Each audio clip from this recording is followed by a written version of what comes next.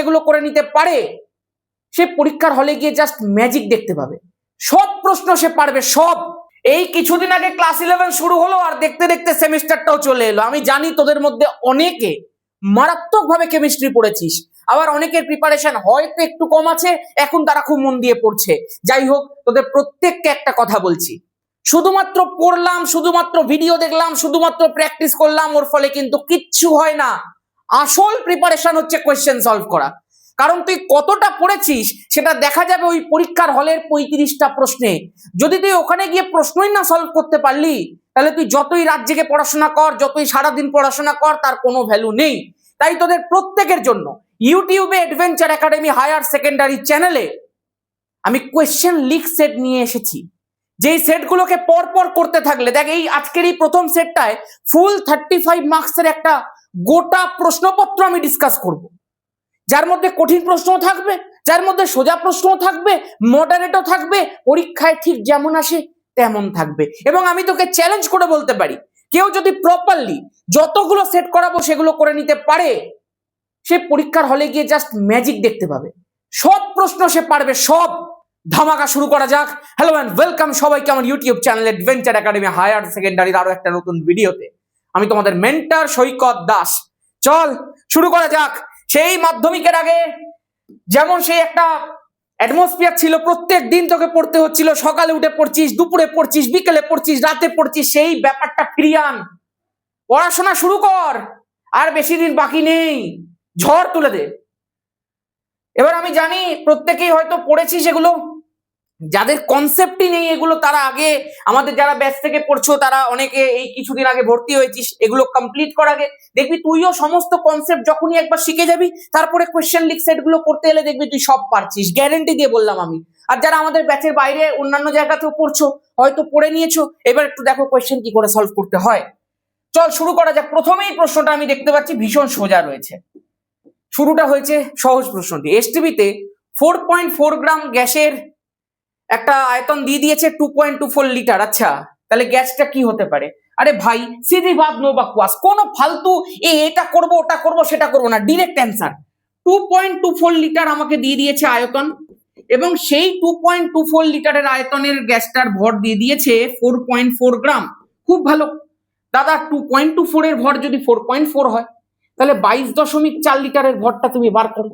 কি করে করলে? না, এটাকে তুমি 10 দিয়ে গুণ করলে, তাহলে এইদিকে 10 দিয়ে গুণ করেছো, যখন এদিকেও 10 দিয়ে গুণ করো। যখনই করলাম সঙ্গে সঙ্গে 44 বেরিয়ে গেল। আর 44 এসেছে যখন, মাথার মধ্যে কার্বন ডাই অক্সাইড ছাড়া আর কিছু এলে তুই পাপ করছিস রে, পাপ। পরেরটা দেখা যাক, একদম টিপিক্যাল 11 লেভেলের প্রশ্ন আছে পরেরটা। আমি দেখতে পাচ্ছি স্থূল সংকেত আণবিক সংকেতের প্রশ্ন। বলে দিয়েছে একটা যৌগে দুটো মৌল আছে, এ এবং বি, যাদের পরিমাণও দিয়ে দিয়েছে 25%, 75%। খুব ভালো। আচ্ছা, আমি একটুখানি জাস্ট লিখে নেব। এ রয়েছে আমাদের 25%, আর বি রয়েছে 75%। খুব ভালো। বলে দিয়েছে পারমাণবিক ভর এটা এটা, তাহলে সরল সংকেত কি হবে? তোদেরকে কি শিখিয়েছি? এ আর বি এর অনুপাত বার করবি। এগুলো সব কিন্তু আমরা ব্যাচের মধ্যে শিখিয়ে দিয়েছি, সব তোদের পেরে যাওয়ার কথা। আমরা অনেক কঠিন পর্যন্ত গিয়ে শিখিয়েছি আমাদের। যদি তুই সবকটা ক্লাস দেখিস, তারপরে তুই যখন কোয়েশ্চেন সলভ গুলো করতে আসবি, তখন মনে হবে দাদা তো অনেক হাই লেভেলে পড়িয়ে দিয়েছিল, কোয়েশ্চেন তো অনেক সোজা আসছে, এই ফিলটা আসবে। দেখ, এ আমাকে যখনই বলে দিয়েছে অনুপাত যখনই বার করবো, তোকে বলেছিলাম, শিখিয়েছিলাম, মনে করে দেখবি, পার্সেন্টেজটা উপরে বসাবি,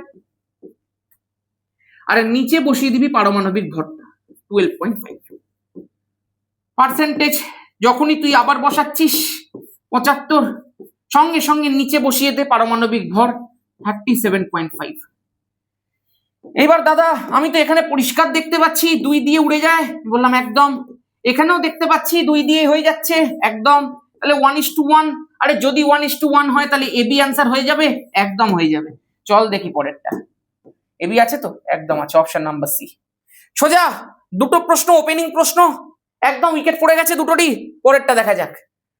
আচ্ছা, এইটা আমি দেখতে পাচ্ছি একটা মূল ভগ্নাংশের প্রশ্ন দিয়েছে, গ্যাস ফ্যাসের প্রশ্ন আর কি, ঠিক আছে। মানে একদম প্রত্যেকটা নলেজকে টেস্ট করছে, আর কিচ্ছু না। তোদেরকে যে নলেজ গুলো ব্যাচের মধ্যে এত দিন ধরে শেখালাম, বা তোরা অন্যান্য জায়গার মধ্যে যেগুলো পড়েছিস, প্রত্যেকটা নলেজ তোর মধ্যে আছে কিনা শুধু সেইটাকেই টেস্ট করছে প্রতিটা প্রশ্ন। এইটা একটা বইয়ের সেট আছে, এরপরে দেখবি বিভিন্ন বইকে মিলিয়ে মিক্স সেটও করাবো, যা যা দরকার পড়বে সব করাবো।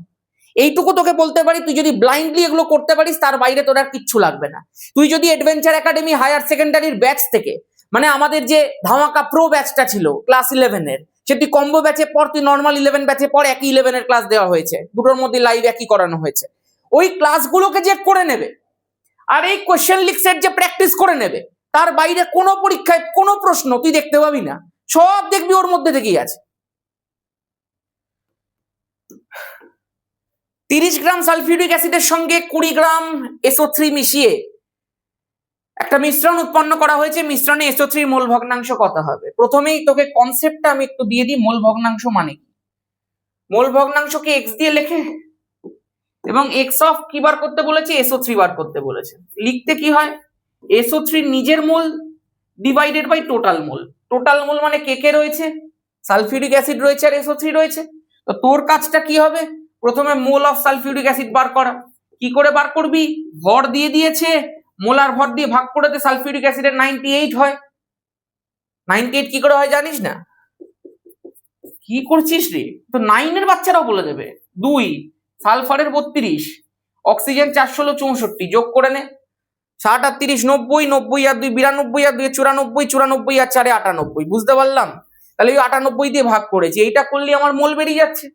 মোল অফ SO3 কি বেরোবে বল? ভর দিয়ে দিয়েছে 20, আণবিক ভর কত হবে? সালফারের 32, অক্সিজেন 3টে রয়েছে, 3 ষোলো 48, 8 2 10 শূন্য হাতে 1, 4 3 7 আর 1 8, মানে 80 হয়ে গেল। তাহলে এই 80 হয়ে গেল। তার মানে এই যে মোলগুলো আমার বেরিয়ে গেছে, আমি সিম্পল কি করব, এই মোল অফ SO3 ওপরে বসাবো আর এই দুটো টোটালটা নিচে বসাবো। বড় ক্যালকুলেশন আছে, একবার একটু করে দেখা যেতে পারে, কিন্তু অনেক সেই ফালতু সময় নষ্ট হবে। এই চারটের মধ্যেই অ্যান্সার হবে, তোরা জাস্ট একবার একটু করে দেখে নিতে পারিস। প্রসেস তোকে বলে দিয়েছি, এই মোল অফ SO3 ওপরে বসাবি আর নিচে দুটোকে জাস্ট যোগ করে দিবি, তাহলে নিজের মোল বাই টোটাল মোল করলেই মোল ভগ্নাংশ বেরিয়ে যাবে। ওকে, তোরা আমাকে একটা উত্তর দে তো, এখানে দুটো উপাদান আছে, এই দুটোর মোল ভগ্নাংশের যোগফল কত হবে? অ্যান্সার কর। এটা বলে দিয়েছে শ্রোডিঞ্জারের তরঙ্গ সমীকরণটা বলতে দেখি একটুখানি, সবকটাই তো আমার দেখে মনে হচ্ছে একই রকম দিয়েছে। ডেল টু সাই, ঠিক আছে ঠিক আছে ঠিক আছে, এখানটাতে ভুল আছে। 8 pi square m divided by h square হয়, বাকি সবটাই ঠিক আছে। এখানটা দেখি 8 পাই স্কোয়ার m মিসিং আছে, 8 পাই স্কোয়ার m আছে, ডিভাইডেড বাই h স্কোয়ার আছে। হ্যাঁ, side dy2 d2 side dz2 8 pi square m h square e minus v pi, হ্যাঁ এটাই ঠিক আছে। Option number C correct. নিচেরটা একটু দেখে নিই, ওটা প্লাস আছে, ঠিক আছে। তাহলে অপশন নাম্বার সি কারেক্ট আছে, একদম পাতি জিনিস। তোদেরকে যখন আমি সমীকরণের ওই ক্লাসটা করিয়েছিলাম, পুরো শ্রোডিঞ্জারের ক্লাসটা, সেখানে একদম শুরুতেই এটা শিখিয়ে দিয়েছিলাম, ঠিক আছে। নেক্সট, একটি পরমাণুর যোজক কক্ষের ইলেকট্রনের কোয়ান্টাম সংখ্যাগুলো তোকে দিয়ে দিয়েছে। দাদা এটা কি কক্ষপথ আছে আমি বলছি বার কর। দেখো এন এর ভ্যালুটা 3 আছে, এল এর ভ্যালু 0 আছে, মানে এস আছে।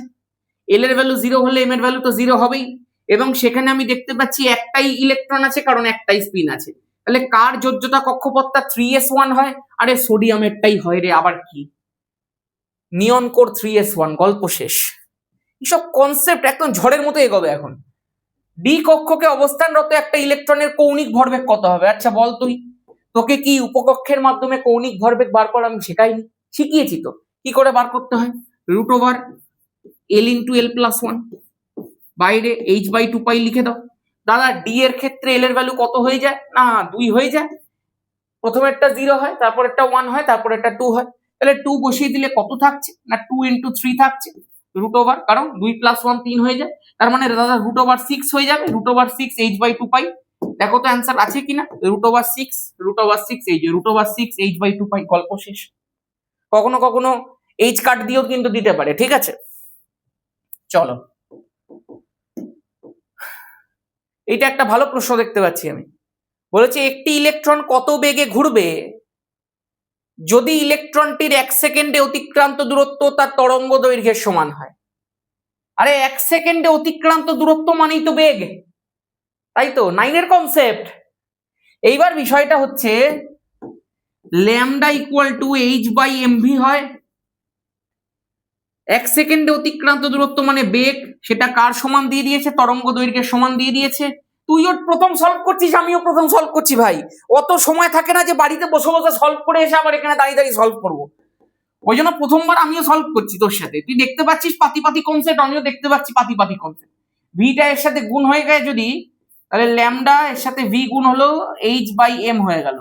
তোকে চেয়েছে কি কত বেগে ঘুরবে, তাহলে এক কাজ করি না, ল্যামডার জায়গাতে ভি বসিয়ে দিই, তাহলে হয়ে গেল V into V, V square h/m। দেখ তো √h/m অ্যান্সার আছে, কারণ এখান থেকে যখন ভি এর ভ্যালুটা বার করবো সেটা √h/m হয়ে যাবে।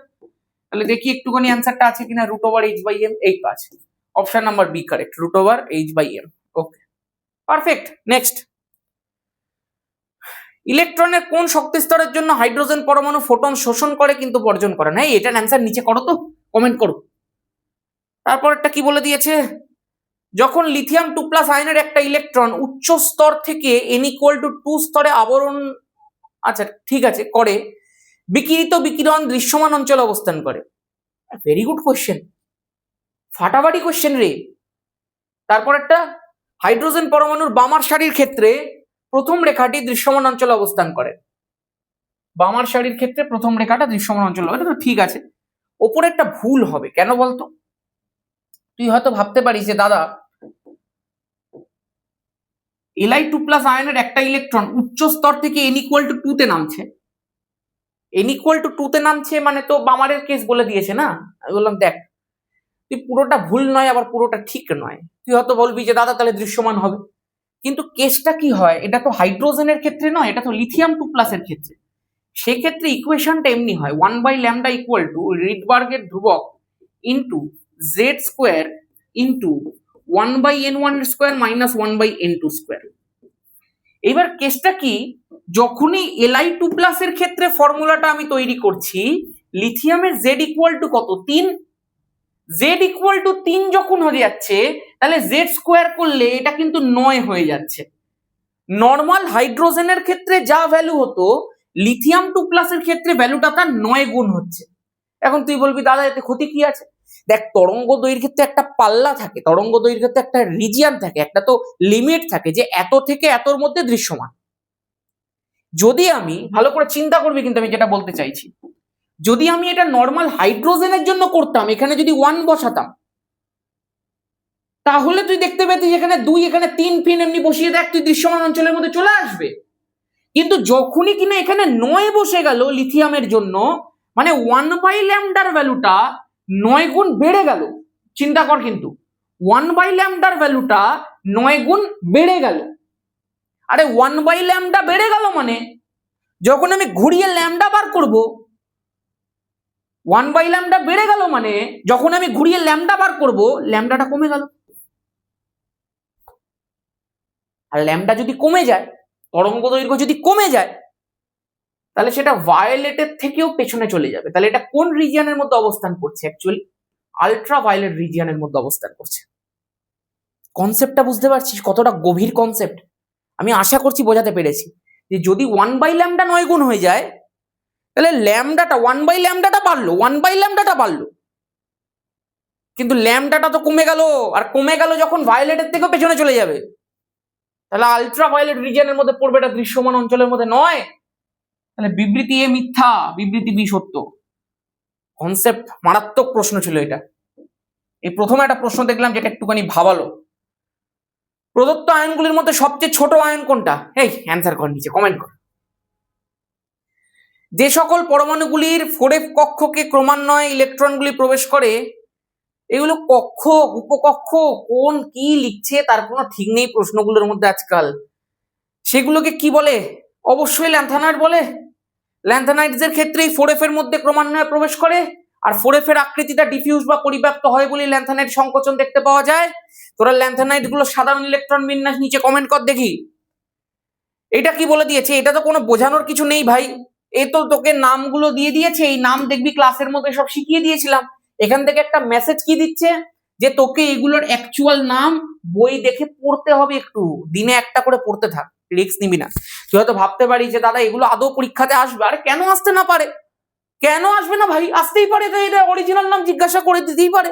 তার মানে একটু কাজের চাপটা বেড়ে গেল, একটু পড়াশোনাটার চাপটা বেড়ে গেল, তোমাকে এই নাম ধরে ধরে এখন একটু মুখস্থ করতে হবে, আর কিচ্ছু না।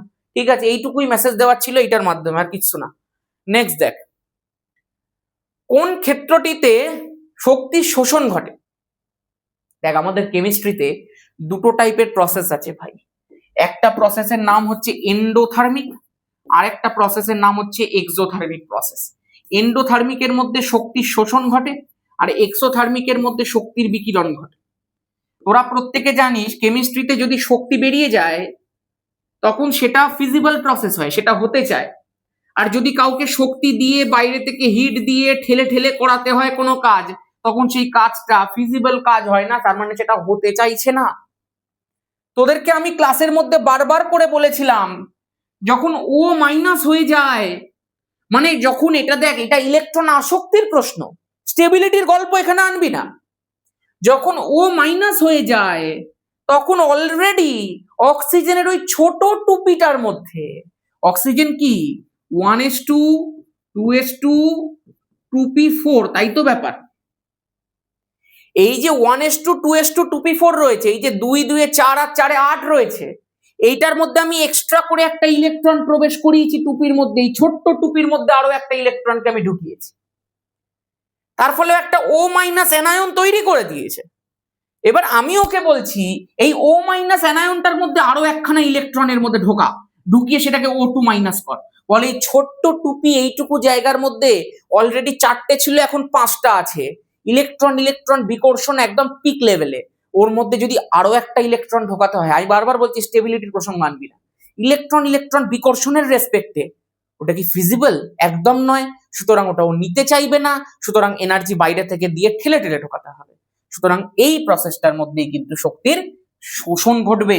যেখানেই তুই দেখবি অ্যানায়নের মধ্যে এক্সট্রা করে ইলেকট্রন ঢোকাচ্ছে, সেখানেই কিন্তু এন্ডোথার্মিকের প্রসঙ্গটা চলে আসে।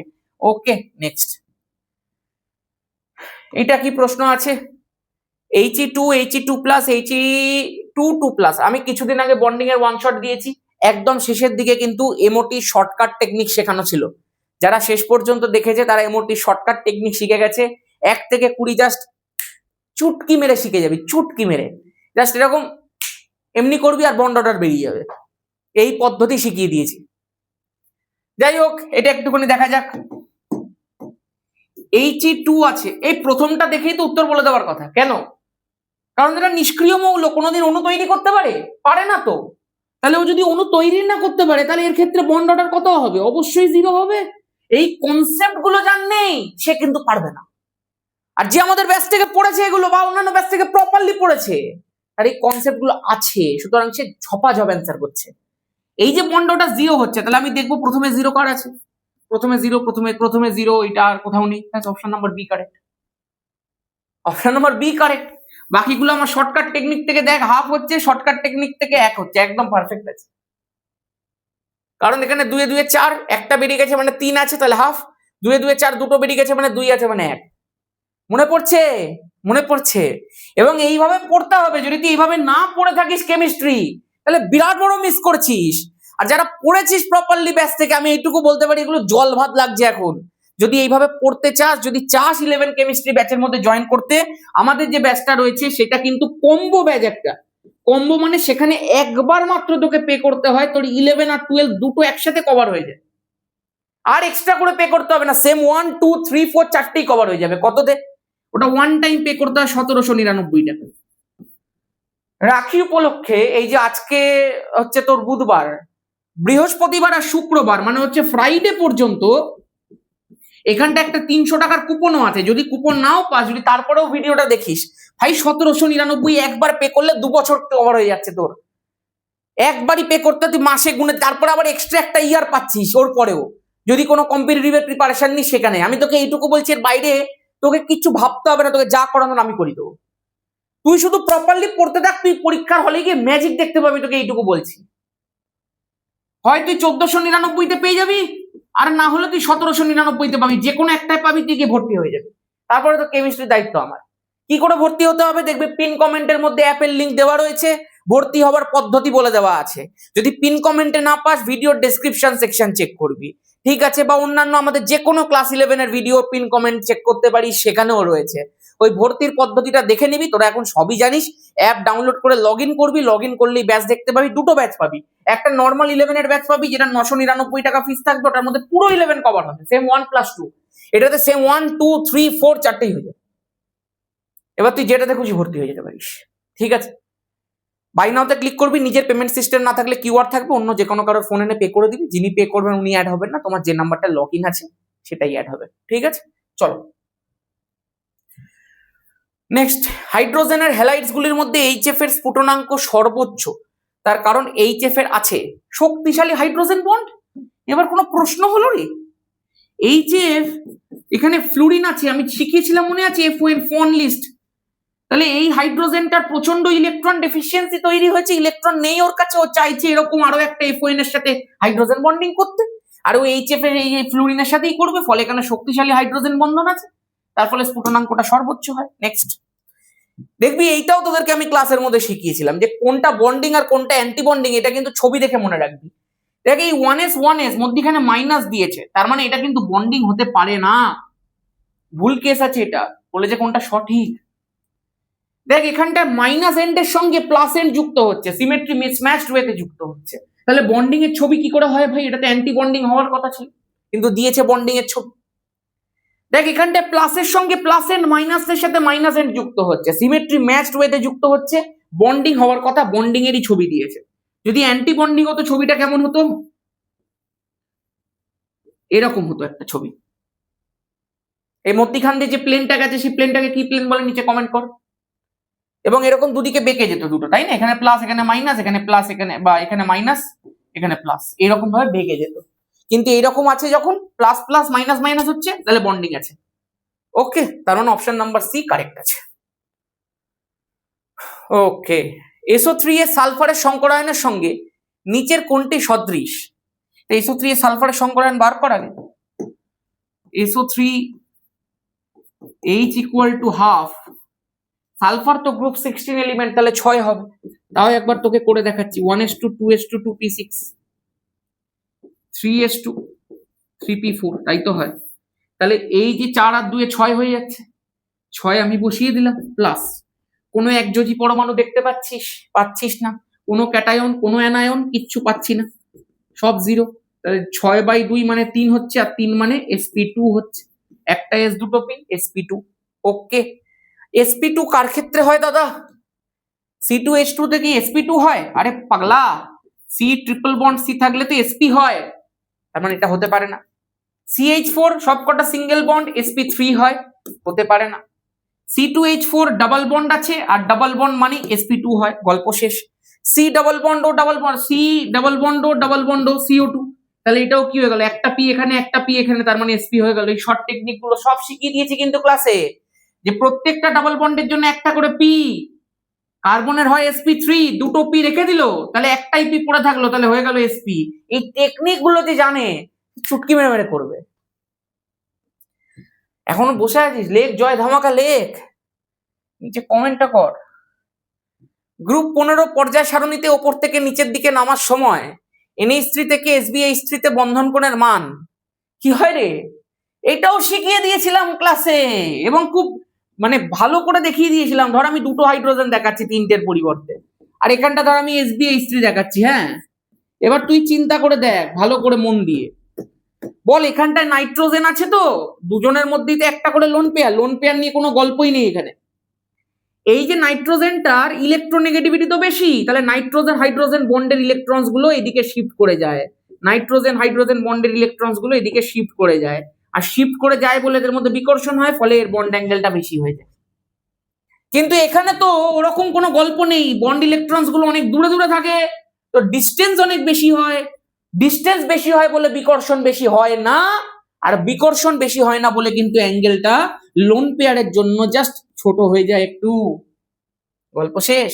এখানে লোন পেয়ারকে ছাপিয়ে চলে যায় এই বন্ডিং পেয়ারস গুলোর বিকর্ষণটা, তার ফলে এটা হয় কিসের জন্য?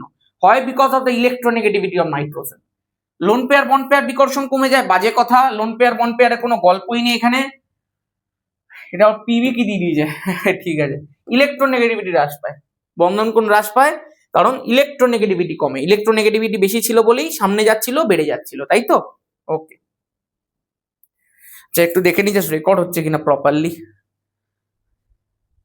আমাদের এখন ব্যাচের কিন্তু সব ক্লাস একদম প্রপার ক্যামেরা সেটআপের মাধ্যমে করে দিয়েছি, কিন্তু ইউটিউবের এই ক্লাসগুলো কিন্তু আগের সেটআপের মাধ্যমে শুট করছি, কারণ ওই একটা জাস্ট ছোট্ট ভিডিও শুট করার জন্য আবার পুরো ক্যামেরা ওপেন করো, এই করো সেই করো, সেই জন্য ব্যাচের ক্লাসগুলো লং লেন্থের হয় বলে ওখানে ক্যামেরাটা এখন করে দিচ্ছি। এগুলো আস্তে আস্তে ক্যামেরার মাধ্যমে করে দেবো, ক্যামেরাটা সেট করতে একটু সময় লাগে আর কি, এই ব্যাপার। আর এইটা ভালোই আসে, আমার মনে হয় ভালোই পিকচার কোয়ালিটি আসছে। দেখ, প্রদত্ত জোড়গুলির মধ্যে কোনটির ক্ষেত্রে আকার একই রকম কিন্তু সংকরায়ন পৃথক? এটা কিন্তু খুব ইম্পর্টেন্ট একটা প্রশ্ন, খুব ইম্পর্টেন্ট একটা প্রশ্ন। দেখবি আমি ক্লাসের মধ্যে বারবার করে এই জিনিসটা শেখাই যে i3- কে খুব ভালো করে গুরুত্ব দে ভাই।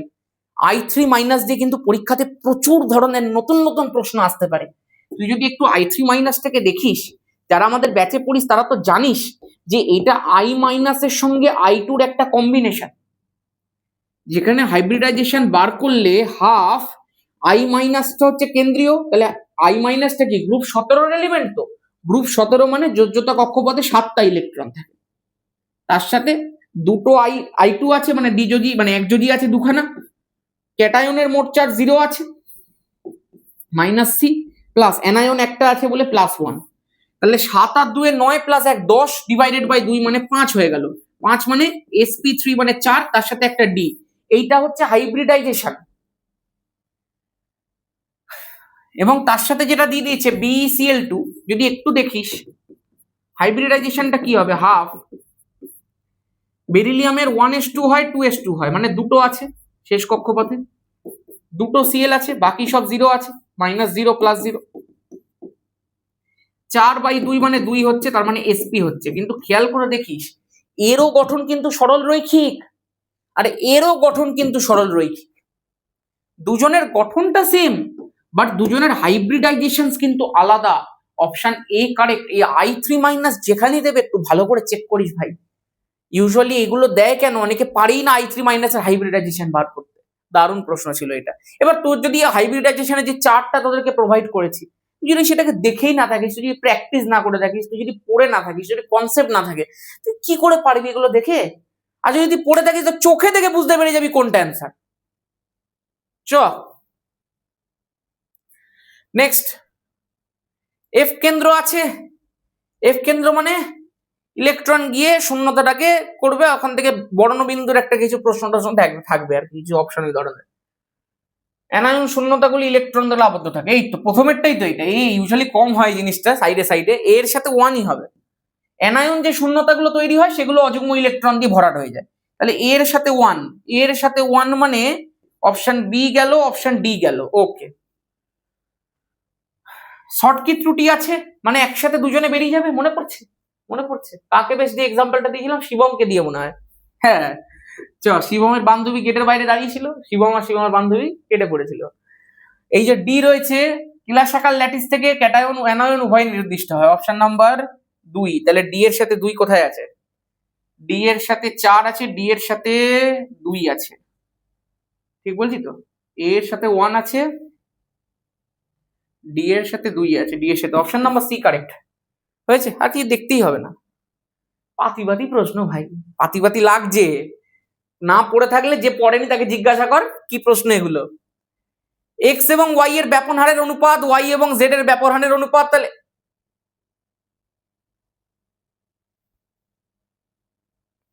এটা কি প্রশ্ন? এটা কেমিস্ট্রির প্রশ্ন না ক্লাস 5 এর অনুপাতের প্রশ্ন? আমি করব না। আর এর অ্যান্সার যে ভুল দেবে, আমি ক্লাস 5 এর বাচ্চাকে লাইভে এনে সলভ করাবো এই প্রশ্নটাকে। এটা ক্লাস 5 এর অনুপাতের প্রশ্ন, আমাকে দেখতে হবে আমাদের পাড়ায় কোনো ক্লাস 5 এর ছেলে মেয়ে পড়ে কিনা। আমি তোকে বলছি শোন, আমি যদি না পারিস তোরা, আমি লাইভে এনে ক্যামেরা দিয়ে ভিডিও রেকর্ড করে দিয়ে সলভ করাবো এই প্রশ্নটা। এটা কি প্রশ্ন দিয়েছে? আমি না প্রথমে ভাবলাম কি সুন্দর একটা ব্যাপন হার চিত্র ব্যাপন ভবন দিয়ে প্রশ্ন দেবে। দেখ পরেরটা, আদর্শ গ্যাসের থেকে বিচ্যুতিকে বোঝাতে যেটি ব্যবহার করা হয়, অবশ্যই জেড ব্যবহার করা হয়। জেডটা কি? পিভি ইকুয়াল টু এনআরটি ছিল, যেটা আমাদের আদর্শ গ্যাসের ক্ষেত্রে ছিল, বাস্তব গ্যাসের ক্ষেত্রে জেড এনআরটি লেখা হয়। তাহলে জেডটা হচ্ছে পিভি বাই এনআরটি, সংনম্যতা গুণক বলা হয় এটাকে, তাই না? তাহলে z equal to PV by R. Next, এটা কি প্রশ্ন? 27°C উষ্ণতায় CO2 এর গড় গতিশক্তি যদি E হয়, তাহলে একই উষ্ণতায় N2 এর গড় গতিশক্তি কত হবে? একই উষ্ণতা বলে দিয়েছে তো, গড় গতিশক্তি পরম উষ্ণতার সাথে সমানুপাতিক হয়। গড় গতিশক্তি আনচেঞ্জড থাকবে যদি উষ্ণতা আনচেঞ্জড থাকে, তার মানে এখানে যদি ই হয় তো এখানেও ই হবে। Option A correct. Okay, next, মহাকাশযান ডুবোজাহাজের মধ্যে KO2 ব্যবহার করা হয়। এটা KO2 অক্সিজেন সাপ্লাই করে। KO2 যেটা আছে এই যে অক্সিজেনের গাঢ়ত্ব বাড়ায়। অক্সিজেন আর কোথাও আছে না। Option number A correct. ওহো, ভেরি গুড কোয়েশ্চেন, খুব ভালো কোয়েশ্চেন। আমরা 12 এর ক্ষেত্রেও 20 খানা সেট করিয়েছি, 11 এর চেষ্টা করবো 20টা প্লাস আরো 5টা মিক্স সেট করানোর কথা আছে 25টা উচ্চ মাধ্যমিকে। 11 এর চেষ্টা করবো 15টা করিয়ে দেওয়ার, 15টা করালে মোর দ্যান সাফিসিয়েন্ট। ব্যাচে যা করিয়েছি দেখ। বিজারণ ধর্মের সঠিক ক্রম যদি বলে থাকে তাহলে বিষয়টা হচ্ছে কি, যত নিচের দিকে নামে, ধর লিথিয়ামের পরে সোডিয়াম, তারপরে পটাশিয়াম, তারপরে রুবিডিয়াম। এই প্রশ্নটাকে ভালো করে দেখিস ভাই, প্রশ্নটা কিন্তু অ্যাকচুয়ালি 12 এর প্রশ্ন। যত নিচের দিকে নামছে, তোকে জাস্ট আমি একটু কনসেপ্টটা শিখিয়ে দিচ্ছি, কারণ তোদের বিজারণ বিভবের কনসেপ্ট এখন বলা যাবে না। বিজারণ বিভব এখন 12 যারা পড়ছে তারাই শেখেনি, কারণ 4th সেমে রয়েছে ওটা। তোরা কি করে শিখবি? যত নিচের দিকে যায় তোর মনে হতে পারে যে সাইজটা বাড়ছে, তোর মনে হতে পারে যে সাইজটা ক্রমশ বাড়ছে। ক্রমশ বাড়লে ইলেকট্রনটা আলগা হচ্ছে, সহজে বেরোচ্ছে।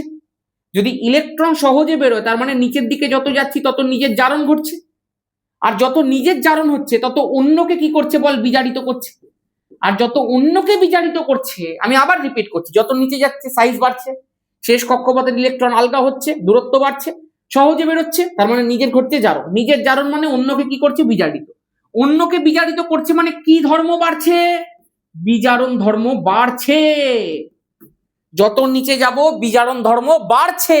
তাহলে তোর মনে হতে পারে যে দাদা লিথিয়ামের পরে সোডিয়াম, পটাশিয়াম, রুবিডিয়াম, লিথিয়ামের পরে সোডিয়াম, পটাশিয়াম, রুবিডিয়াম, বিজারণ ধর্ম বলে দিয়েছে, দেখো ক্রমশ বাড়ছে। এটা অ্যান্সার হবে, বাট এটা অ্যান্সার হবে না, কারণ লিথিয়ামের ক্ষেত্রে এই ভ্যালুটা, লিথিয়ামের ক্ষেত্রে বিজারণের যে ধর্মটা থাকে, লিথিয়ামের বিজারণ ধর্মটা এক্সেপশনালি হাই হয়। এর বিজারণ ধর্ম এক্সেপশনালি হাই হয়, এবং সেই জন্যই সোডিয়াম, পটাশিয়াম, রুবিডিয়ামের থেকেও এটা বেড়ে যায়। Option number C correct. ভীষণ গুরুত্বপূর্ণ প্রশ্ন। মনে হতে পারে হয়তো এই ট্রেন্ডটা যাবে লিথিয়াম, সোডিয়াম, পটাশিয়াম, রুবিডিয়াম, কিন্তু বিজারণ বিভবের ভ্যালুটা দেখে পরবর্তীকালে গেস করা হলো বা জানা গেল যে না, লিথিয়ামেরটা এক্সেপশনালি বেশি হবে বিজারণ ধর্মের যখন প্রশ্ন আসবে। সোডিয়াম হাইড্রোক্সাইডের সঙ্গে H2O2 বিক্রিয়া, এটা মনে রাখার একটা টেকনিক শেখাচ্ছি। দেখ, সোডিয়াম হাইড্রোক্সাইড আছে, H2O2 আছে, ক্লাসের মধ্যে যা শিখিয়েছিলাম পড়লে এটা পেরে যাবে। সোডিয়ামের না প্রচন্ড হিংসা হচ্ছে, কেন? কারণ অক্সিজেন একটা তীব্র তড়িৎ ঋণাত্মক, বলছে তীব্র তড়িৎ ঋণাত্মকের সঙ্গে হাইড্রোজেনের মতো একটা গরু কেন বসে আছে? আমার বসার কথা, আমি তীব্র তড়িৎ ধনাত্মক। ও কি করবে? গিয়ে হাইড্রোজেনটার পরিবর্তে বসে পড়বে। যখনই বসলো তাহলে Na2O2 তৈরি করবে, সোডিয়াম পারক্সাইড। সোডিয়াম পারক্সাইড ভারতে বিয়ের অনুষ্ঠানে, নাই বলবো না আমার বিয়ে হয়নি, কি বলেছে? সবুজ রঙের বাজিতে সবুজ রঙের জন্য যে ধাতব মূলক, অবশ্যই বেরিয়াম হবে। সবুজ শিকায় জলে, মনে পড়ছে? এসব প্রশ্ন আমাকে জিজ্ঞাসা করবি না, আমার বিয়ে হয়নি। তোরাও লিখবি না উত্তর, পরীক্ষা এলে বলবি লিখে দিবি আমার বিয়ে হয়নি। বিয়ের প্রশ্ন দেবেন না। আরো অন্য কিছু দিতে পারতেন, অন্নপ্রাশন দিতে পারতেন, জন্মদিন দিতে পারতেন, বিয়েই দিতে হলো। মানুষের দাঁত, আচ্ছা দাঁতের এনামেলে ম্যাগনেসিয়াম উপস্থিত নেই, এইসব প্রশ্ন এইগুলো কতটা সব প্রশ্ন, ভালো প্রশ্ন নেই। এই হচ্ছে ভালো প্রশ্ন। কোনটি মুক্ত অবস্থায় অস্তিত্ব নেই? এই বিবিআরটা আবার কি? BBR3 হবে, প্রিন্টিং মিস্টেক ধরে নেওয়া যেতে পারে। মুক্ত অবস্থায় অস্তিত্ব নেই, BH3 হবে, মনে পড়ছে? BH3 ডাইমার রূপে অবস্থান করে। এর পেছনের যে লজিক গুলো শিখিয়ে দিয়েছি না তোদেরকে, বানানা বন্ড ফোনের লজিক